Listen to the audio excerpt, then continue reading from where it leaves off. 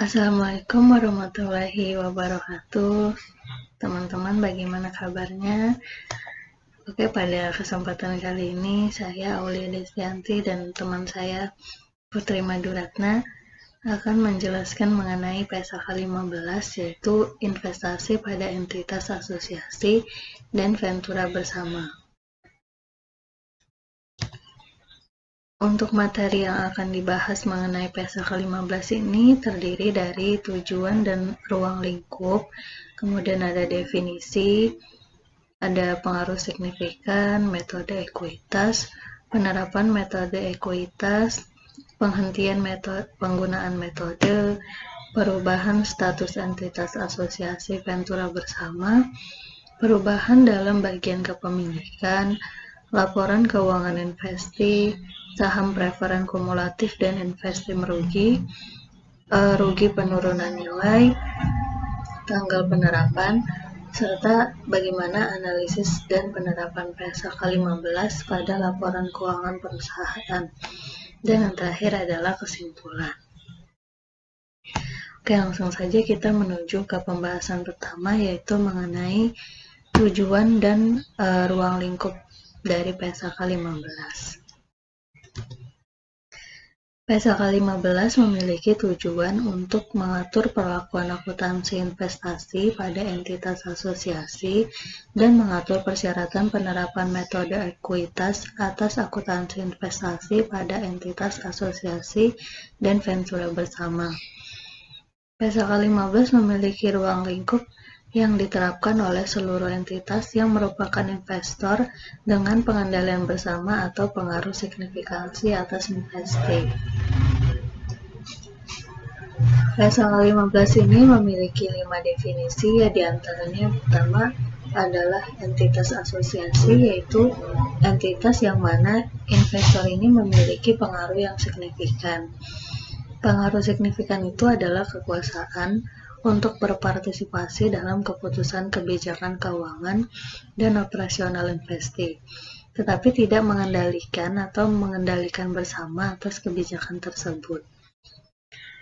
Selanjutnya adalah ventura bersama, yaitu adalah pengaturan bersama yang para pihaknya memiliki pengendalian bersama atas pengaturan, memiliki hak atas aset neto dari pengaturan.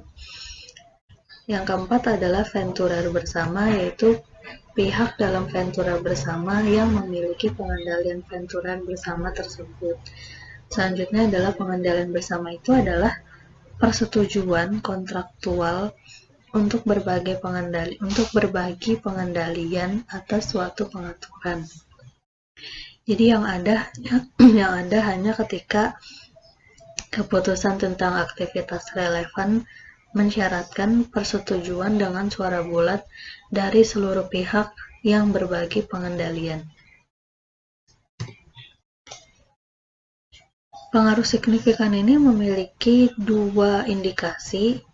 Di antaranya adalah indikasi kuantitatif, yaitu apabila hak suara lebih besar atau sama dengan 20%, ini dianggap memiliki pengaruh yang signifikan, kecuali dapat dibuktikan sebaliknya. Sedangkan untuk hak suara yang kurang dari 20% ini dianggap tidak memiliki pengaruh signifikan, kecuali dapat dibuktikan sebaliknya. Dan yang kedua adalah indikasi kualitatif, yaitu bagaimana keterwakilan dalam dewan direksi dan komisaris atau organ setara di investi. Partisipasi proses pembuatan kebijakan, termasuk dividen dan distribusi lain. Transaksi material investor dengan investi pertukaran personel manajerial, penyediaan informasi teknis pokok. Lalu selanjutnya, apakah entitas itu dapat kehilangan pengaruh signifikannya? Tentu ya, karena entitas itu kehilangan pengaruh signifikannya ketika entitas ini kehilangan kekuasaan untuk berpartisipasi dalam keputusan kebijakan keuangan dan operasional investi, walaupun tanpa ada perubahan tingkat kepemilikan secara absolut dan relatif.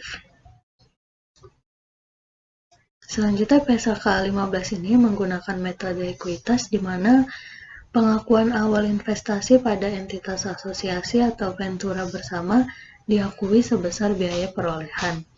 Kemudian jumlah tercatat tersebut ditambah atau dikurangi untuk mengakui bagian investor atas laba rugi investasi setelah tanggal perolehan. Di mana bagian investor atas laba rugi investor diakui dalam laba rugi investor.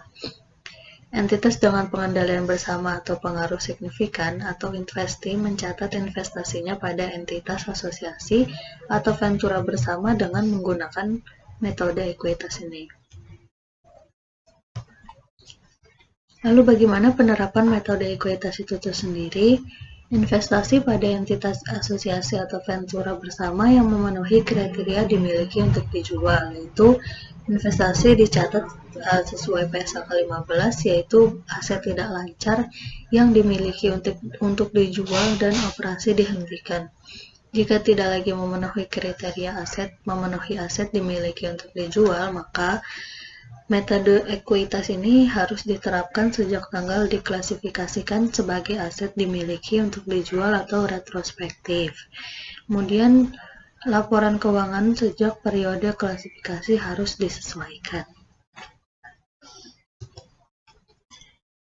Penghentian penggunaan metode ekuitas ini adalah entitas menghentikan penggunaan metode ekuitas sejak tanggal investasi tersebut berhenti.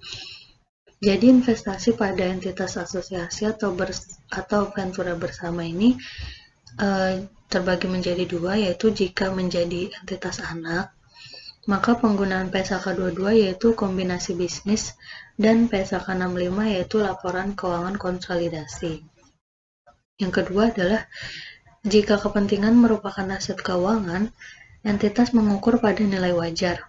Nilai wajar sisa kepentingan ini dianggap pengakuan awal mengakui laba rugi selisih antara nilai wajar sisa kepentingan ditambah dengan hasil penjualan kepentingan dan nilai tercatat investasi pada tanggal metode ekuitas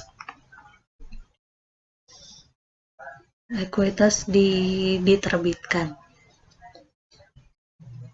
Kemudian saat berhenti menggunakan metode ekuitas, semua yang diakui dalam penghasilan komprehensif lain terkait investasi tersebut dicatat dengan menggunakan dasar perlakuan yang sama, seperti halnya jika investasi telah melepaskan secara langsung aset dan liabilitas terkait.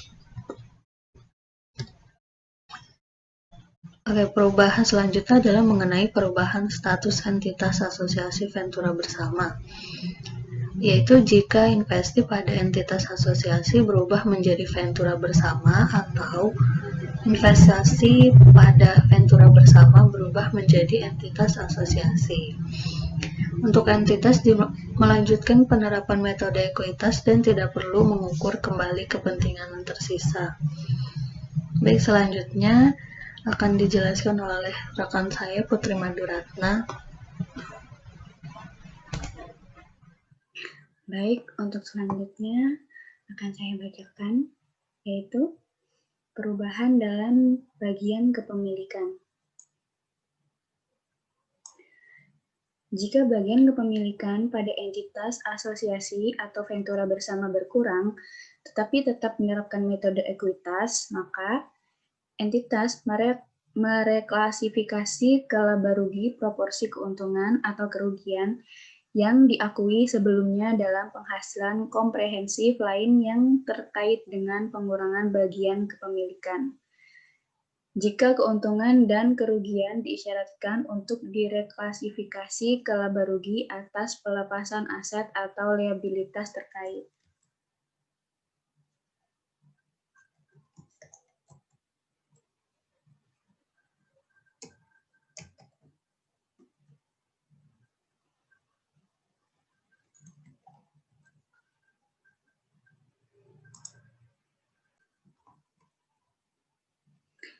Laporan keuangan investasi.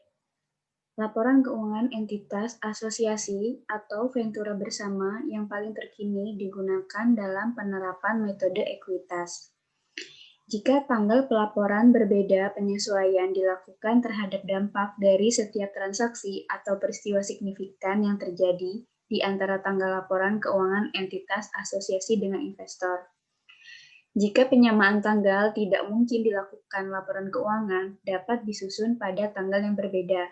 Tetapi, perbedaan antara akhir periode pelaporan entitas asosiasi dengan investor tidak boleh lebih dari 3 bulan. Laporan keuangan investor disusun dengan menggunakan kebijakan akuntansi yang sama dengan entitas asosiasi untuk transaksi dan peristiwa dalam keadaan yang serupa. Saham preferen kumulatif. Pertama, saham preferen kumulatif investe yang dimiliki pihak lain dan diklasifikasikan sebagai ekuitas. Investor menghitung bagiannya atas laba atau rugi setelah penyesuaian dividen saham preferen kumulatif telah atau belum diumumkan. Investor merugi yaitu merugi bagian entitas atas rugi investor lebih besar dari kepentingan pada investor. Entitas menghentikan pengakuan bagian atas rugi lebih lanjut. Setelah kepentingan entitas dikutangkan menjadi 0, tambahan kerugian dicadangkan dan liabilitas diakui hanya sepanjang entitas memiliki kewajiban konstruktif atau hukum untuk melakukan pembayaran atas nama investor. Rugi penurunan nilai. Investor menerapkan persyaratan dalam PSAK 55 untuk menentukan apakah diperlukan untuk mengakui tambahan kerugian penurunan nilai dengan memperhatikan investasi neto investor dalam entitas asosiasi atau ventura bersama.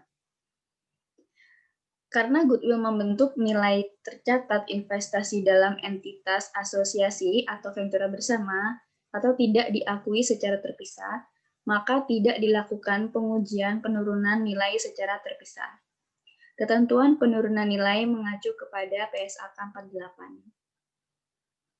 Tanggal penerapan, yaitu entitas menerapkan pernyataan ini untuk periode tahun buku yang dimulai pada atau setelah 1 Januari 2015. Pernyataan ini menggantikan PSAK 15 tahun 2009, yaitu investasi pada entitas asosiasi. Contoh pengaruh signifikan pada Annual Report CALK PT Astra International Tbk tahun 2019. Dimulainya kegiatan komersial atau commencement of commercial operation. Untuk akun otomotif, PT Arya Karisma pada tahun 2019 sebesar 100.000, pada tahun 2018 sebesar 100.000. Astra Auto Prima pada tahun 2019 sebesar 100, pada tahun 2018 sebesar 100. Maaf, saya ulangi. Pada akun otomotif PT Arya Karisma pada tahun 2019 sebesar 100 dan pada tahun 2018 sebesar 100. PT Astra Auto Prima pada tahun 2019 sebesar 100, pada tahun 2008 sebesar 100. PT Astra Auto Trust pada tahun 2019 sebesar 100, pada tahun 2018 sebesar 100. Astra Digital International pada tahun 2019 sebesar 100, pada tahun 2018 sebesar 100. PT Astra Multi Trucks Indonesia yaitu pada tahun 2019 sebesar Rp75 dan pada tahun 2018 sebesar 75. PT Astra Autoparts Tbk pada tahun 2019 sebesar 80 dan pada tahun 2018 sebesar 80. PT Fuji Teknika Indonesia pada tahun 2019 sebesar 59,63 dan pada tahun 2018 sebesar 59,63. PT Gaya Motor pada tahun 2019 sebesar 100 dan pada tahun 2018 sebesar 100. PT Inti Panca Press Industri pada tahun 2019 sebesar 89,36 sedangkan pada tahun 2018 sebesar 89,36. PT Pulau Gadung Pawitra Laksana pada tahun 2019 sebesar 100, pada tahun 2018 sebesar 100. PT Cahya Sakti Motor pada tahun 2019 sebesar 100, pada tahun 2018 sebesar 100. Akun jasa keuangan atau financial service yaitu untuk PT Astra Mita Ventura pada tahun 2019 sebesar 99,85 dan pada tahun 2018 sebesar 99,85. PT Astra Multifinance yaitu pada tahun 2019 sebesar 100, pada tahun 2018 sebesar 100. PT Astra Sedaya Finance yaitu pada tahun 2019 sebesar 100, pada tahun 2018 sebesar 100. PT Asuransi Astra Buana pada tahun 2019 sebesar 95,70, pada tahun 2018 sebesar 95,70.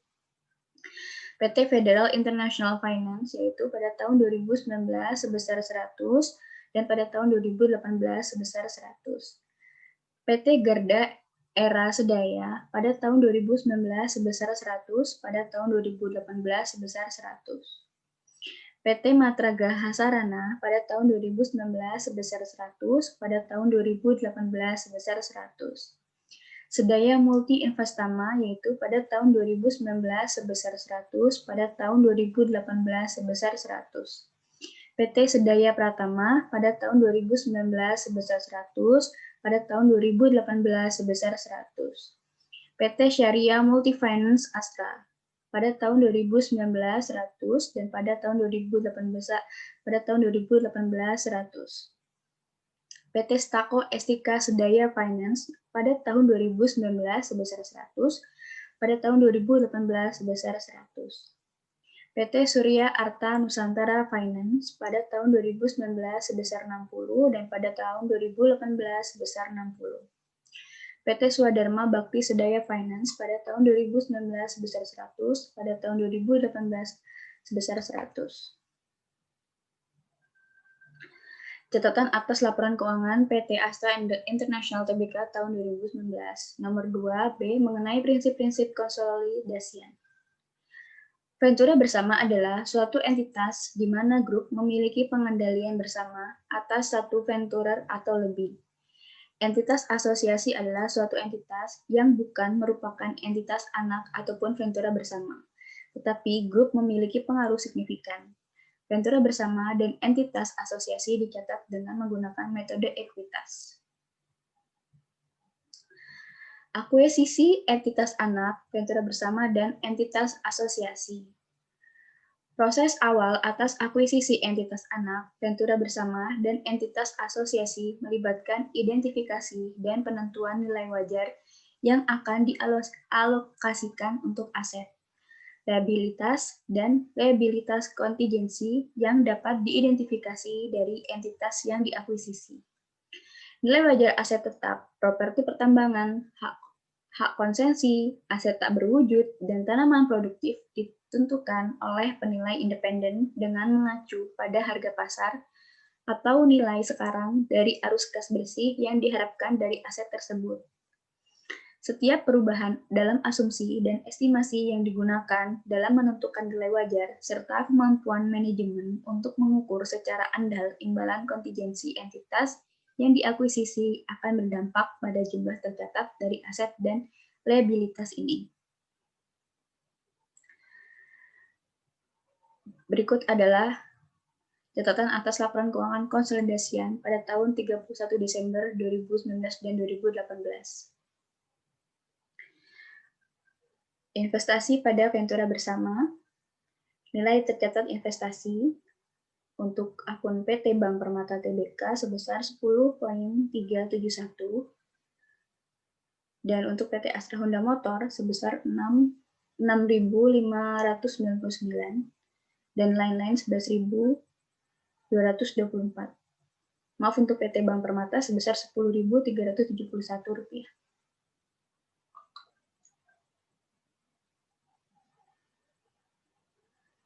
Investasi pada entitas asosiasi, yaitu entitas asosiasi yang material terhadap grup adalah PT Astra Daihatsu Motor atau ADM dengan kepemilikan efektif 31,87%. ada yang bergerak dalam manufaktur kendaraan merek Daihatsu dan hal lainnya di Indonesia. Ringkasan laporan posisi keuangan ADM pada tanggal 31 Desember 2019 dan 2018 serta rekonsiliasinya dengan jumlah tercatat atas kepentingan grup pada entitas asosiasi adalah sebagai berikut. Akun aset lancar pada tahun 2019 sebesar 14.634 dan pada tahun 2018 sebesar 13.320. Untuk aset tidak lancar sebesar 6.588 dan pada tahun 2018 sebesar 7.178. Untuk jumlah aset yaitu sebesar 21.222 pada tahun 2019, sedangkan untuk tahun 2018 sebesar 20.498. Liabilitas jangka pendek sebesar minus 7.775 dan pada tahun 2018 sebesar minus 8.308. Liabilitas jangka panjang untuk tahun 2019 sebesar minus 760 dan pada tahun 2018 minus 705. Jumlah liabilitas pada tahun 2019 sebesar minus 8.535 dan pada tahun 2018 sebesar minus 9.013. Aset bersihnya sebesar 12.687 pada tahun 2019, sedangkan pada tahun 2018 sebesar 11.485. Persen kepemilikan efektif sebesar 31,87 pada tahun 2019 dan pada tahun 2018 sebesar 31,87. Bagian grup atas aset bersih entitas asosiasi sebesar 4.043 pada tahun 2019 dan pada tahun 2018 sebesar 3.660. Penyesuaian metode ekuitas pada tahun 2019 minus 19, pada tahun 2018 minus 11. Jumlah tercatat pada tahun 2019 sebesar 4.024, sedangkan pada tahun 2018 sebesar 3.649. Kesimpulannya adalah, PSAK 15 mengatur perlakuan akuntansi untuk investor yang melakukan investasi dalam perusahaan asosiasi ruang lingkup perusahaan. Investasi dalam perusahaan asosiasi harus dipertanggungjawabkan dalam laporan keuangan konsolidasi menurut metode ekuitas apabila investor mempunyai pengaruh signifikan. Dan menurut metode biaya apabila investor tidak mempunyai pengaruh signifikan, laporan keuangan PT Astra International Tbk telah sesuai dengan PSAK 15. Sekian presentasi tentang PSAK 15 dari kelompok kami. Atas waktunya kami ucapkan terima kasih dan atas kekurangannya kami mohon maaf sebesar-besarnya. Wassalamualaikum warahmatullahi wabarakatuh.